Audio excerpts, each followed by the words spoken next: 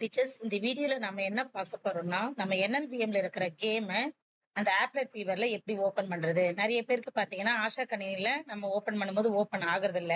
So அது என்ன ப்ராப்ளம்னா நம்மளுடைய லொகேஷனை ஜாவால ஓபன் பண்ணணும், ஆப்லெட் வீவர்ல ஓபன் பண்ணணும்னு சொல்லிட்டு கொடுக்கணும். அது நம்ம ஃபர்ஸ்ட் டைம் ஒரு தடவை கொடுத்துட்டீங்கன்னா நெக்ஸ்ட் டைம் அது ஆயிடும்.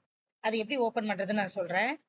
நீங்க சில ப்ரோக்ராம் ஃபைல்ஸ் உள்ள போய் பாத்தீங்கன்னா ஜாவா இருக்கும், ஓகேங்களா? அதை டபுள் கிளிக் பண்ணிக்கோங்க.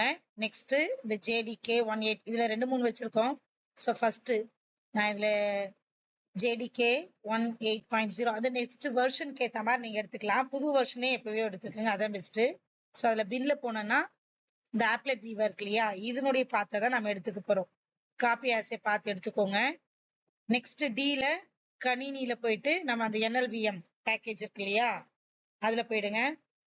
NLVM பேக்கேஜ்ல போயிட்டு ஏதாச்சும் ஒரு கேம் இந்த மேனிபுலேட்டிவ்ஸ்ல இருக்கும், ஏதாச்சும் ஒரு கேமை போயிட்டு ரைட் கிளிக் பண்ணி ஓப்பன் வித்ல போயிட்டு கீழே சூஸ் அனதர் ஆப் இருக்கு, அதை கொடுங்க.